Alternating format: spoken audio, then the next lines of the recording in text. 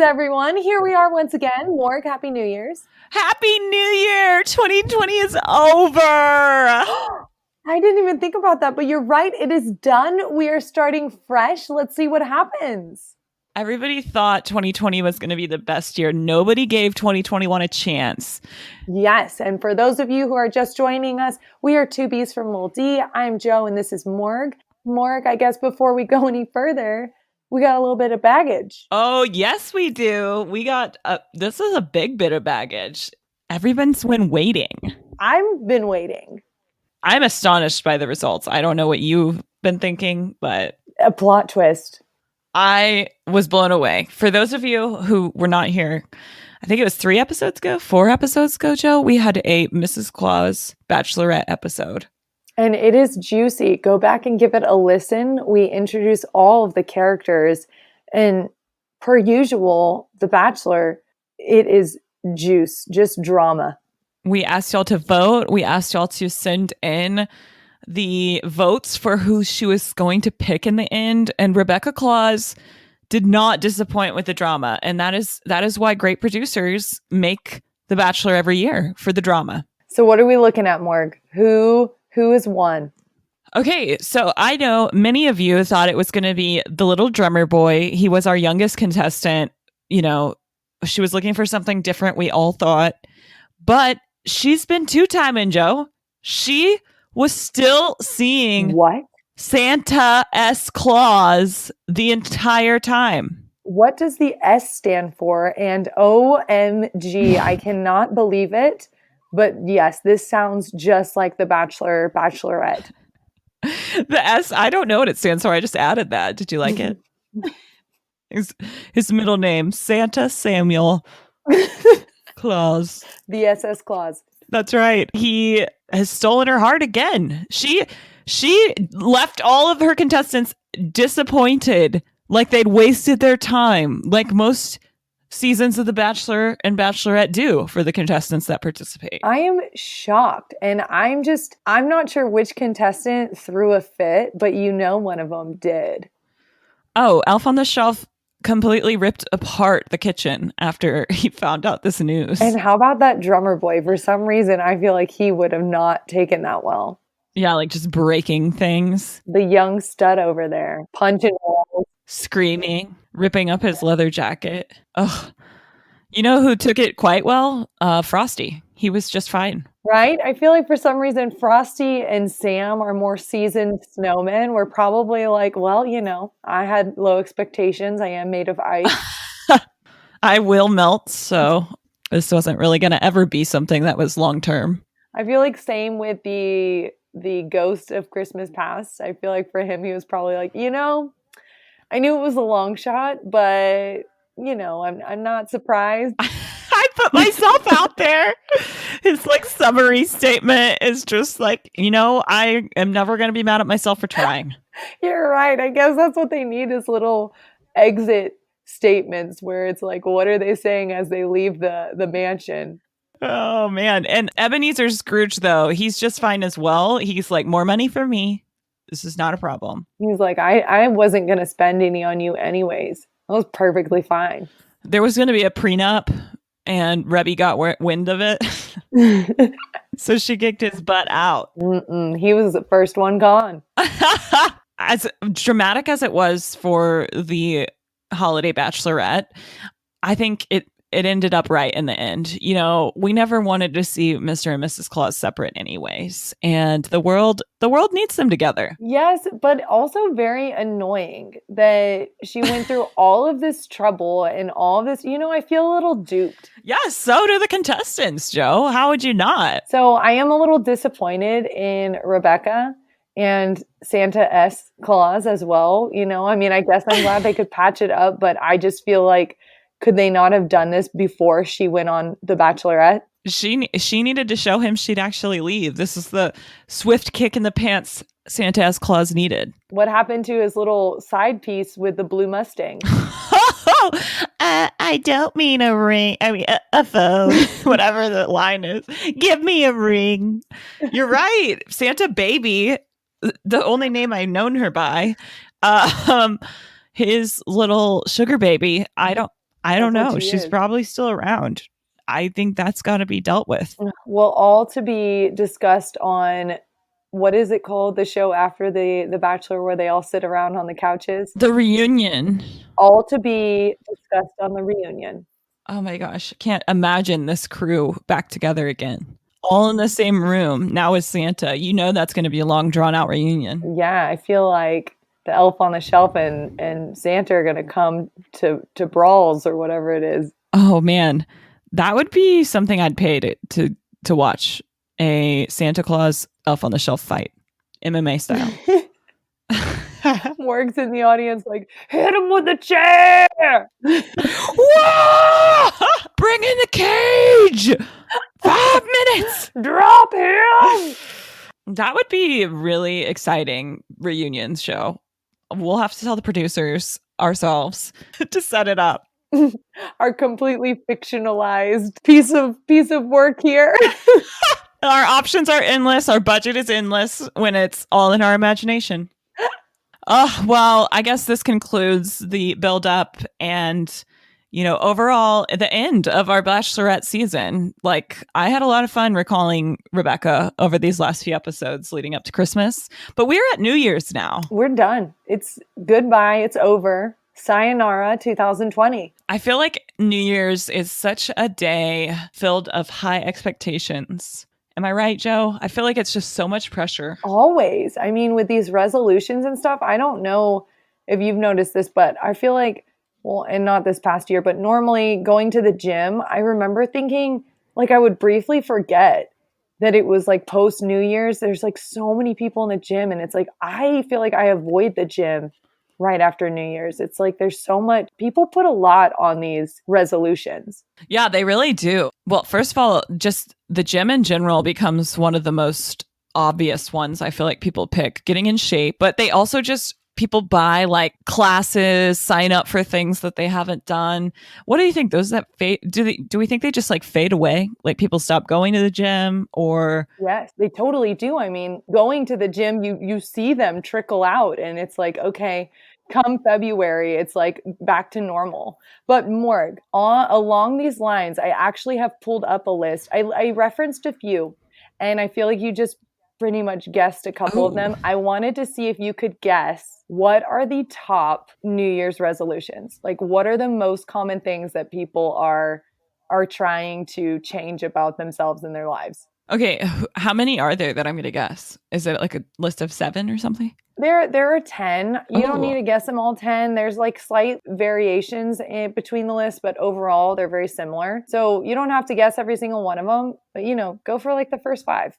Okay, I'm going to go. I'm going to guess a few. I definitely think weight loss or getting in shape. Number 1. Yes. I think something about learning something new, learning a new language, learning to cook, learning something. Ooh. Are those on there? Would that fall under, so there is setting aside time for yourself. Do you think that could fall under that? I would say yes, but I also want my points. And I will give them to you. I'm feeling very generous at the start of this new year. Oh my gosh, thank you. What else would you do on New Year's? So this list that I'm looking at, it's like the same idea, but there's 3 different components to it. So you did guess weight loss. But maybe there's more that are like along the same lines. Is that what you're trying to hint at? Yes. Weight loss, getting in shape, eating clean. Yep, you got them. So it was losing weight, exercising, and eating healthier. Oh, wow. There we are. Wow, I can't believe those were 3 of the 10. That's a lot. Yeah. But I feel like that makes sense. Like that's why you see the gym get so full. I kind of agree. Yeah, I mean, it feels like, and I don't know, maybe it's not always the case, but it feels like they all kind of, in my opinion, typically fall under weight loss. So I'm surprised to see them separated out. But yes, I'm sure there are people who don't need to lose weight or they don't have that as their goal and they just want to be healthier. Which is probably the best one to have. We should all make a resolution to be healthier. Oh, You know, Morg, we should, but you know what I won't is do that, because some days I just need that McDonald's hamburger. I just need those 3 little mini Snickers. Oh, you know I need them. I'm like, will not give it up for a new year. No way, 2021. You can't have it. Yeah, because we are maintaining our existing resolution of creating time for yourself. And if you are too busy cooking in the kitchen, you can't be enjoying your time for yourself. Oh, I like that one. It's like a catch-all. I kind of agree. And I can use it as an excuse for everything. Listen, I need to make time for myself, okay? I'm talking to my boss. I'm like, this isn't working out for me. I have a resolution. I can't be here anymore. I think that's actually a really good one, because I feel like that's something people can't question you on, because I think you got to create that balance. It's like, look, my plan for this new year is to have more me time. Like, I can't give you my best unless I'm my best. And that starts with me doing whatever I want for the majority of the day.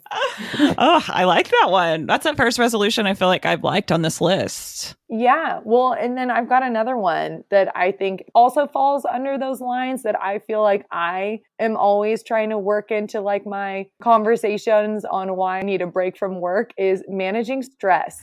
Oh, okay. That one's really hard. That one's like the opposite of the other. Like the one that's like, I'm making time for me is like super helpful, but the one managing stress is so hard in general. It's like, how do you do that? It is, but I feel like they're related, because for me, doing things I want to do, I feel like it kind of helps me to kind of de-stress, or like taking a 20-minute nap helps me to feel less stressed, but it also feels like a little bit of me time. Oh, okay. Yeah, they do probably fit together. You know, doing a 5-minute meditation breathing exercise, Morg. It's like, look, nobody disturb me for 10 minutes. I just need 10 minutes to manage my stress. Take a power nap. Man, that actually probably sounds better than the me time one. Like a more legitimate resolution that people would respect more than being like, I'm taking me time. No, I'm reducing my stress, which includes taking me time. Exactly.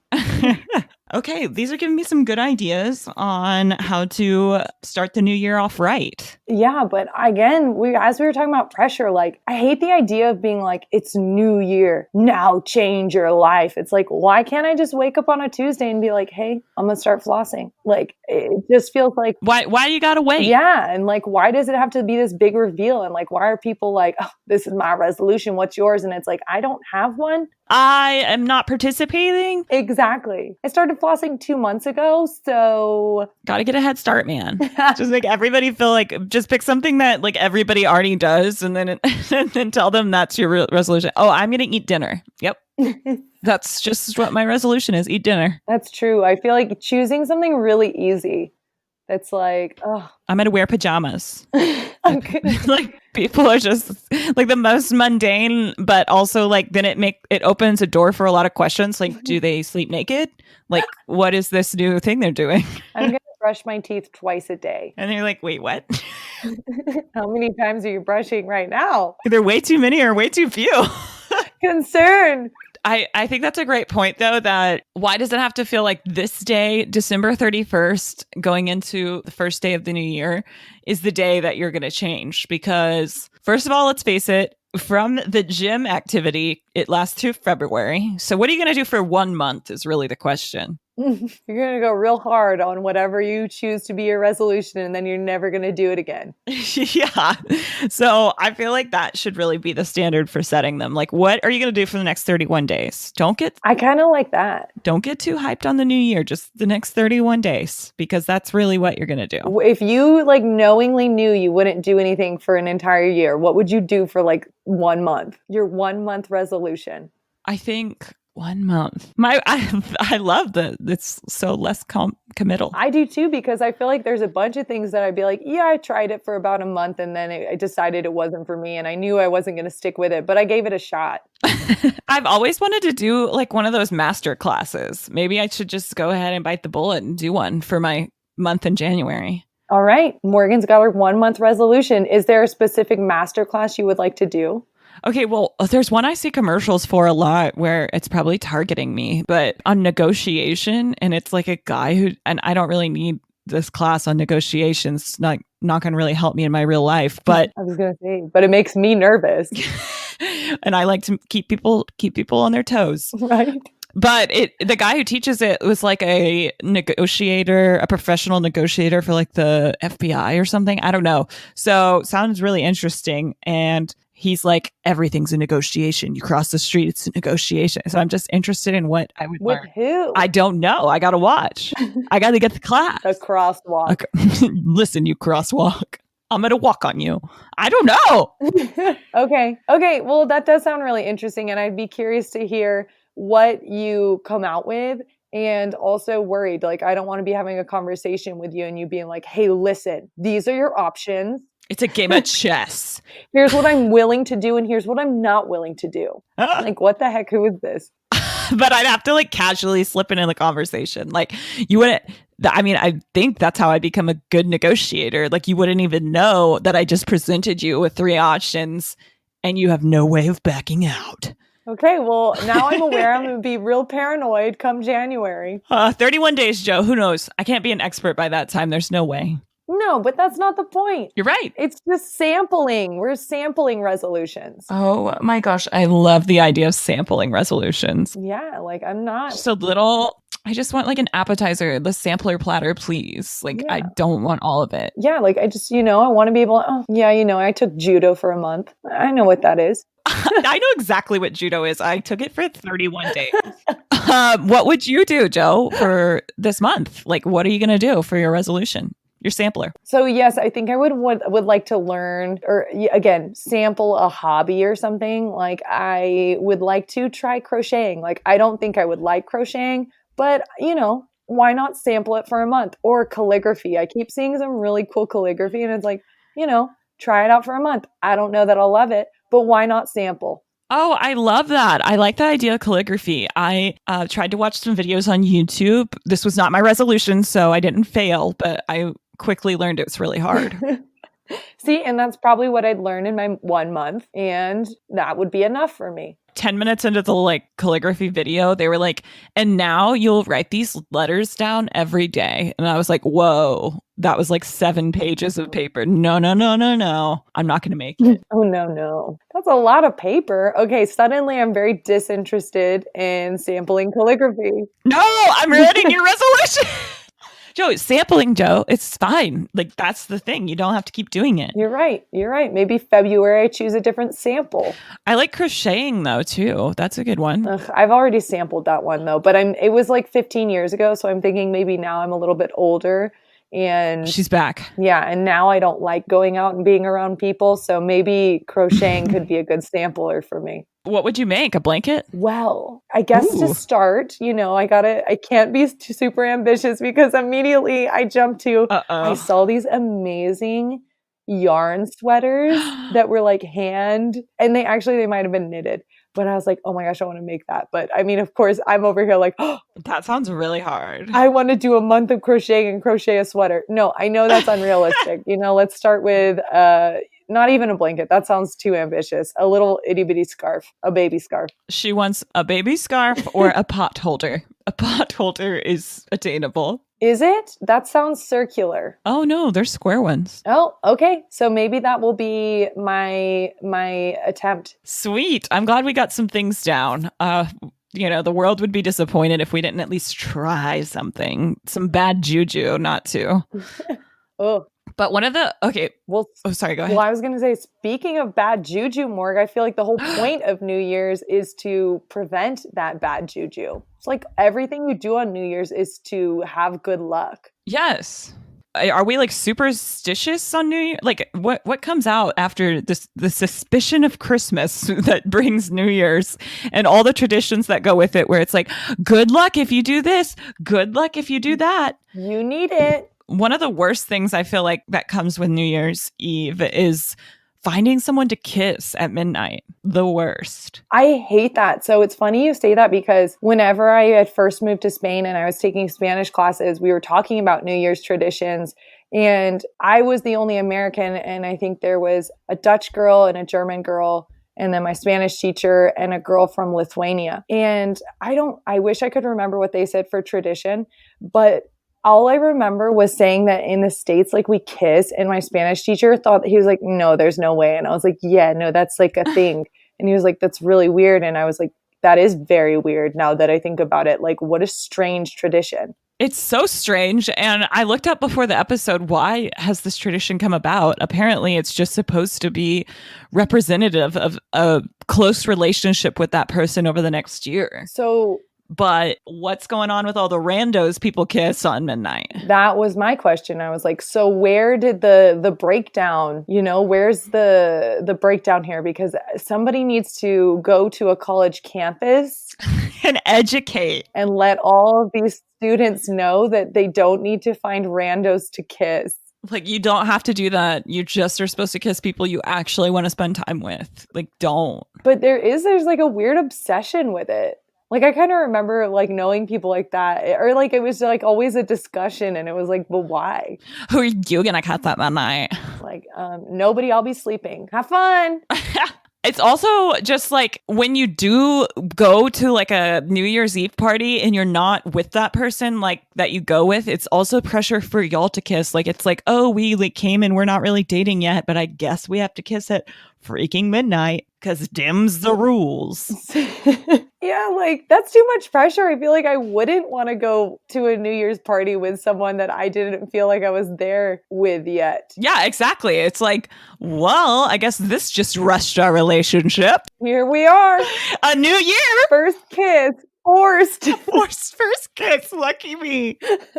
Joe, in your class, it sounds like other countries have other traditions. So what were some of the other ones that were shared? So again, I really don't remember what anyone said because all that stands out is that my Spanish teacher was just like, didn't believe it really. But in Spain, what they do is they eat 12 grapes at midnight. So there's 12 dings of the clock. And with every ding, you eat a grape. And I believe it's for good luck. But Morg, I did it once and I remember being stressed because I feel like grapes are round and grapes, like if I'm trying to eat a grape every second, that's a lot. You gotta chew. Yeah, that's a lot. I don't even really like grapes, so I think I would not partake. But well, Morg, then you would have a horrible year. No good luck. Yeah. That's what you get. Okay, but yeah, like stress eating grapes sounds like not a best option either. 12 grapes. Did you have to set them up beforehand? Was everybody like washing grapes at 11:59? So we actually had bought them they sell them like pre-packaged. Like, is it a carton like of eggs, but instead it's grapes and there's 12? Well, not like an egg carton, like they weren't positioned, but that sounds like a great business idea. So you can just quickly grab them. They were just in like little, you know how raspberries come in like those little teeny plastic containers? It was like that, but with grapes. And then it's like had a label on it that was like 12. And we got the seedless ones. Yeah, they'd been de-seeded. New Year's grapes. Whoa, okay. So there's a whole market out there for this celebration. I had no idea. Can you do that in the States? Like, do they sell grapes in the States to do the same thing?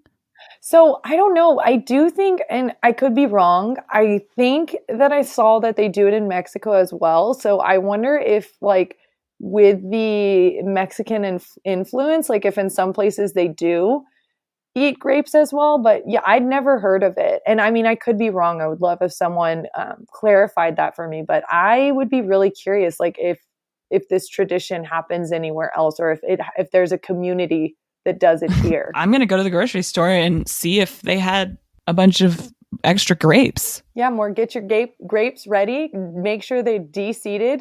You might want to chop them into bite-sized pieces.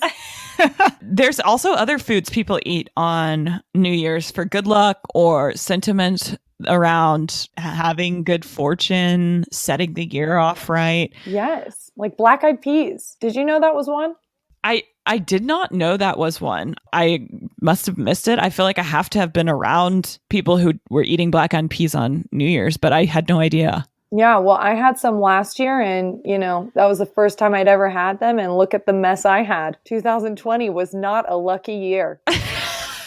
And that's the only year you've done this. So it had to be the peas. And it was the peas. Whoever created that tradition or said those were lucky and brought good fortune was wrong. Well, you know what I read is that it's black-eyed peas you're supposed to eat for luck and prosperity, but you're specifically supposed to eat 1 pea for each day of the year. So you're supposed to eat 365 peas. Maybe that's why. Oh no, I didn't do that. Maybe that's why you didn't have the best luck in 2020. You didn't follow the whole, you didn't follow it through. That's insane. I'd be eating peas all day. And then also that sounds like another business market in that someone who counts out 365 beans per person. Just buy your 365 beans. Here they are. Pre-counted. Get your beans. Get your pre-counted. Get your beans. Your 365. If you want the luck, you gotta eat all 365. Yeah, and to really ensure your year of good luck or your good year, you're supposed to add green beans for wealth. Yeah, I don't know that mine had green beans. So there's a lot going on here. Okay. A little more complicated than I thought. I guess you could also add peas, it says, so that it's green as well. That sounds disgusting. Yeah, it looks really gross. Okay, well, I saw some foods too that I was like, is this really true? Like one of them was a bundt cake. It was like for the circle of life. And I was like, I'm sorry, did someone just invent this on the spot? I think they do. I think they just get to invent like, oh yeah, that means wealth. Oh yeah, sure. Prosperity. It's just like a woman who really wanted to make a bundt cake and her husband was like, you already made a bundt cake. And she's like, but it represents the circle of life. Hey, that's kind of a brilliant idea though, to be like, what? Like what excuse? Like it seems like an excuse to make whatever you want on New Year's. Like maybe something you can't always have, or like maybe something that's really unhealthy, but it's like on New Year's, you're like, well, it will bring me wealth and good fortune. So you shut your pie hole. So what is the item, Joe, that you're making? What does it represent for New Year's? And then what is the food that you would make the excuse to eat so that it fits into the overall theme? I'm trying to think. I want to think of something that like I would really, especially growing up, never have really been allowed to eat because it was either really expensive or like really unhealthy or something. Like something that you still don't eat because of how expensive it is? Yeah, like I want to have like lobster? Yeah, like steak and lobster. Joe's doing some surf and turf. Surf and turf. And I will tell you, the red of the lobster or the land meets the sea, which is, I want to be really like poetic and metaphorical and I've got nothing. The land meets the sea that's pretty good. The land meets the sea, which represents unity. Mm-hmm. And the red of the lobster represents passion. Oh, passion. The dirtiness of the beef represents stability. Oh, the sturdiness. Oh my gosh. Wow. What does that even mean? I don't know if sturdiness is how I would describe beef. I think I buy it. If someone told me that at a restaurant, I'd be like, well, I guess I gotta get the steak and lobster for the new year. I know. I feel like I did pull that off. Okay, what would you have though? Something that I like I definitely agree on the same vein of like something you don't get very often, something that's really maybe more fancy. I'm going to go with a dessert though. And I'm not really into desserts, but I think, it's a new year. Like you gotta be. And so I'm going to do some really like triple chocolate something cheesecake, like something with cheesecake for sure. I love that. And are you going to add any ice cream or lava, like chocolate sauce? There we go. Oh, syrup. Yeah. Yeah. And, mine is going to be, this is for being sweet and kind to all those around you throughout the year. Oh, well, that sounds like a miracle working. Yeah. This isn't just any old cheesecake. This is a New Year's cheesecake and it's different and it's necessary. It's going to make you nice. It's going to make you nice. You don't have to try anymore to be nice. It's just going to make you nice. Okay, I like that. And I love that it's a dessert because I love desserts. Yeah, I thought you'd like that. It goes well with our steak and lobster as well. The sturdiness of the beef, which I just can't get over. I don't know, more cows are very sturdy. I don't know why. I just like am imagining trying to cut it with a knife and it never cutting. Well, I didn't say the toughness. I said the sturdiness. And I think I was picturing a cow. Cows are very They're sturdy. stable. They are Yes. sturdy. Don't look too deep into the metaphor. No, I like it. I mean, yeah, yours was so much better. The sea meets the land. Come on, guys. This is novel worthy. Maybe I should start writing my novel that all begins with an invented New Year's tradition. Kelly was tired of how her life was going. She needed some stability, so she had some steak. A New Year's tradition was born. I don't know if this novel sounds that exciting, but yes. It doesn't. It's going to be really bad. But maybe this is what you should do with your first 31 days, Joe. Make the story better. Ooh, I'm going to be a novelist for 31 days. That reminds me, in our very first episode, it was back in April when who knew we would all be trapped for so long in our homes. And one of the first things that was we were reviewing a list of activities to do in quarantine, and one was start that novel. Here we go. Full circle here. This is crazy. Wow. Also, if you go listen to that episode, we have terrible mics and apologize. Wait, you apologize or we apologize in the episode? No, we just apologize now that you... In general, if you go listen to our old episodes, we did not have good mics and apologize for that. But we still had fun. That's true. Okay, besides foods, though, yeah, what are some of the other traditions you think of, Joe, on New Year's that people do? Well, Morg, one quick one that comes to mind, I read a few years back that I think in Brazil, and I don't know, it could be all of Latin America, they wear special colored underwear. What? And like the food, each color represents something. But couldn't you just lie and say that you have it on? Morg, who are you lying to? You know, like yourself? Like, do you know how these things work? Like, I could also lie about eating steak and lobster. You're right. But then you won't have the benefits. Okay, you're right. Like, but who exactly? Like, who do you think just telling strangers is going to bring you good fortune, you liar? Hey, I'm wearing yellow underwear. That also sounds very weird. That sounds like the introduction to meeting the stranger you're about to kiss on New Year's. You're so right. Blech. But what else? Okay, I'm still stuck on this yellow underwear thing, though, because sounds like a marketing scheme. Sounds like something we would do to sell clean new underwear every year from our store. Doesn't it? Yeah, because they do. The underwear is supposed to be new and clean. And it does sound like some underwear company is brilliant. Like, I have no idea where this originates from, but I'm sure if we did some investigating, we would find out it was like a Victoria's Secret or Hanes, Fruit of the Loom. We're looking at you. But let's see, because there's a whole bunch of colors. Like red is passion and romance. Yellow is good fortune and prosperity, our favorite. Passion, the lobster. Green is good luck of the Irish. Okay, yeah. Everybody loves that. Yeah. Wow. Okay, so you don't have to pick one color. You can pick any of these colors. Yeah, so each color, but I guess it looks to me like you have to wear a solid pair of underwear, because I think my problem here is...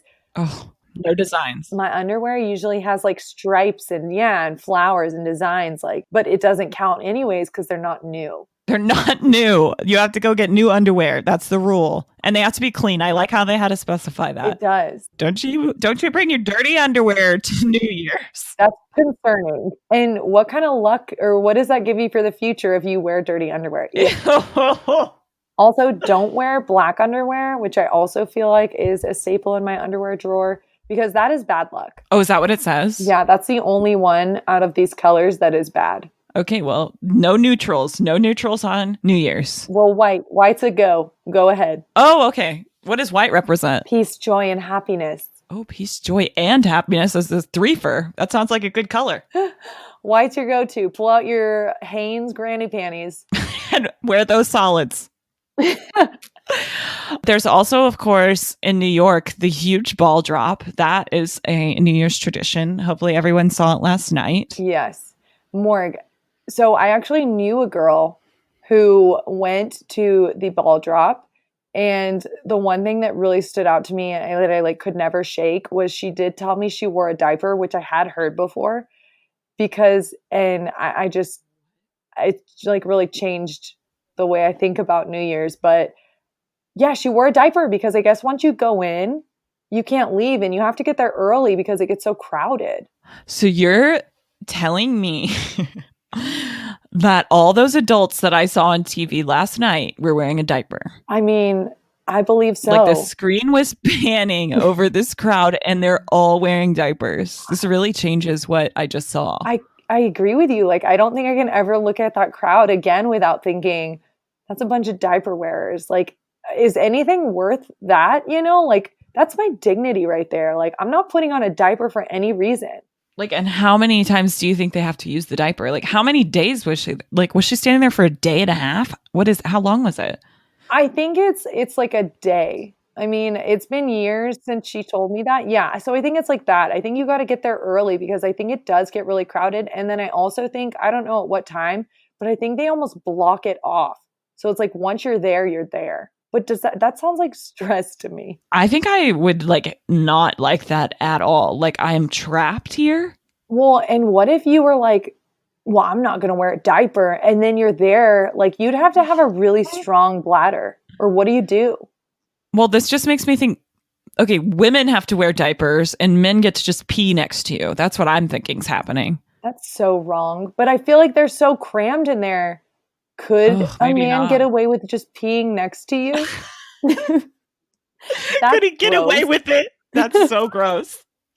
But who's going to stop him, Joe? That's also a very good point. I mean, it's so crowded. Are they selling food in there? Did she bring her lunchbox? See, I don't know because I think I just stopped listening after she said diaper. And then, you know, it like cuts to me and it's like I have a bucket on my head as I'm processing this information. I can no longer hear any new information. Yeah, no, I honestly cannot process it even right now that all those people I saw on TV are wearing diapers. Like you gotta think of a new tradition. That's not going to lead to prosperity. That's not the yellow underwear. Yeah, no, it's not, right? Like you can't wear, I didn't see diaper on there, but diaper to me sounds like bad luck. Sounds like a really bad luck for the new year. Sure as hell doesn't sound like prosperity. No, sounds like a year of sickness. Exactly. In Colombia, I liked this one. This was another tradition that people in Colombia do. If you're hoping for a travel-filled New Year, residents of Colombia carry a suitcase around the block. How funny would that be, though, to like look out your window and it's like, where the heck are my neighbors going? Oh, that's weird. They just went for like just a lap. A walk. A walk with their suitcase. Looks like they're running away. I would love to be in Colombia for New Year's and just see people doing that too. Yeah, just taking their suitcase for a walk. Just a quick stroll. Don't worry. Nothing to see here. Yeah, that one was fun. And then in Panama, to drive off evil spirits, it's a tradition to burn little like figurines of well-known people or characters or political figures. That you hate? Like, what if you were one of those people that people were buying figurines of? Like, you know, what if you were famous and people were burning your figurine?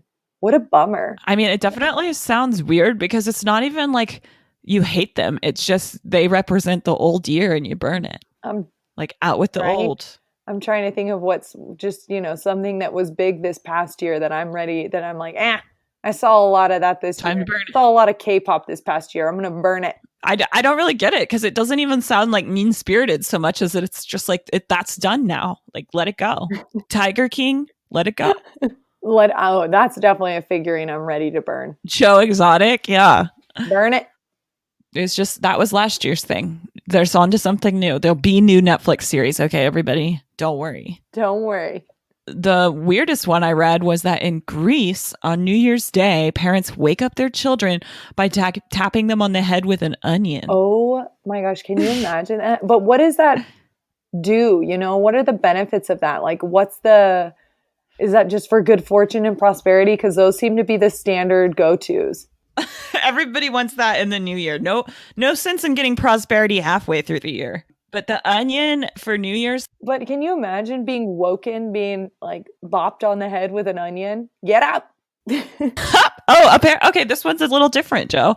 Onions are the symbol of rebirth and fertility. And so onions are also traditionally hung on doors in the new year to help people in the household grow and experience rebirth of their own in the coming year. Okay, it is slightly different, and that seems like a really nice one. Okay, Morg, go get you an onion.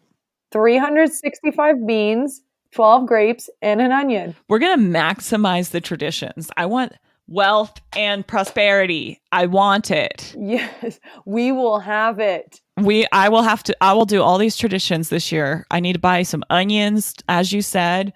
The beans, yes, definitely. I don't think I can eat 365 of them, but we'll see what it looks like once I put it on the plate. That is too many. It's a lot. I picture like it overflowing outside of a pot. Is that how many? Like, am I crazy? Is that not that many beans? I mean, I have really bad like perception skills of like stuff like that. So I don't know what 365 beans looks like, but I too am imagining it out of the pot. Okay. Okay. Well, we'll have to do some measuring of our own. Maybe it's like one can and it's not that crazy. Right. I have no idea.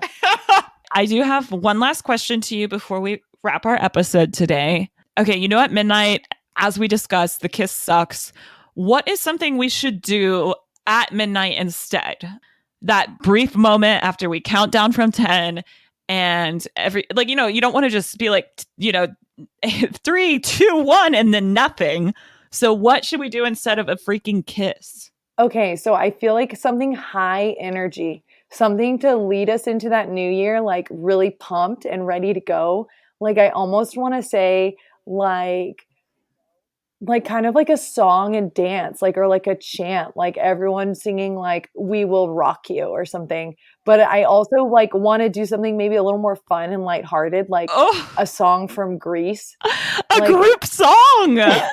Like the world erupts into one of those dances that like everybody knows.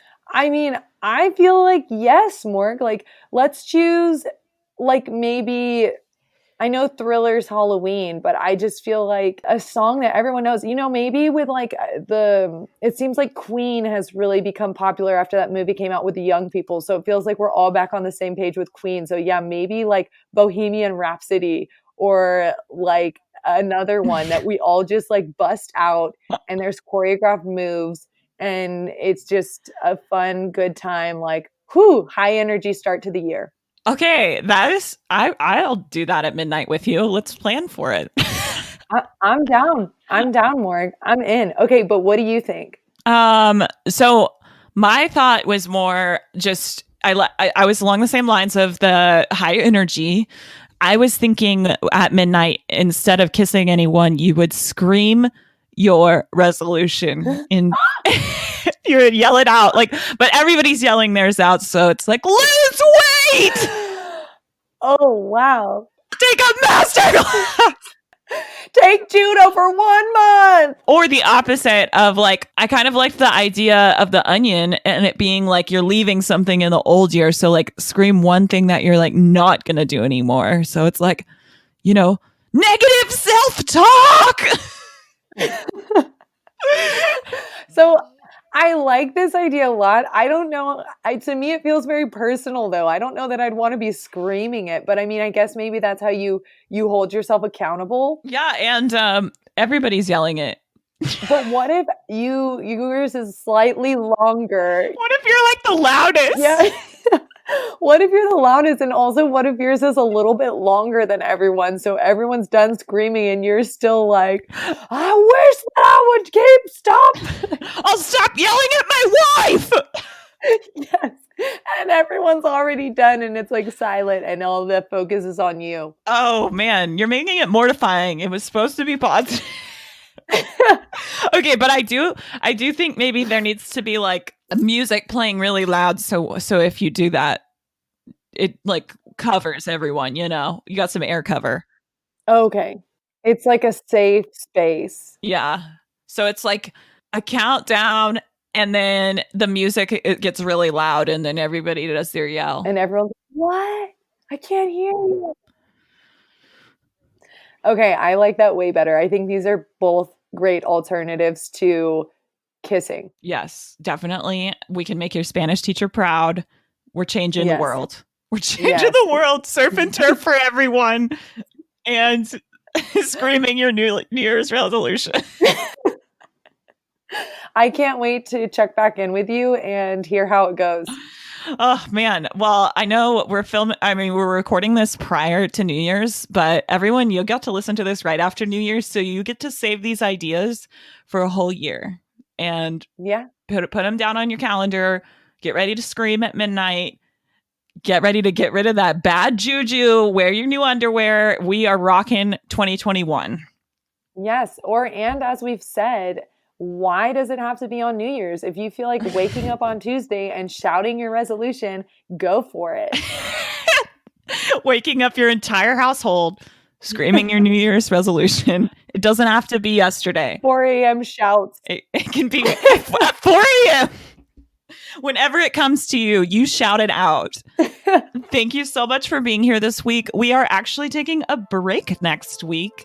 Joe and I have been cranking these out, editing these on our own, and we're taking a little hiatus. We're going to be off next week, and we'll be back mid-January. So thanks for giving us that break, and thanks for listening to 2Bs from Little D. Follow us on Instagram at 2Bs from Little D, and hit us up there. Give us some bee baggage. We love having our listeners reach out. Have a great New Year's, and get to those resolutions, y'all.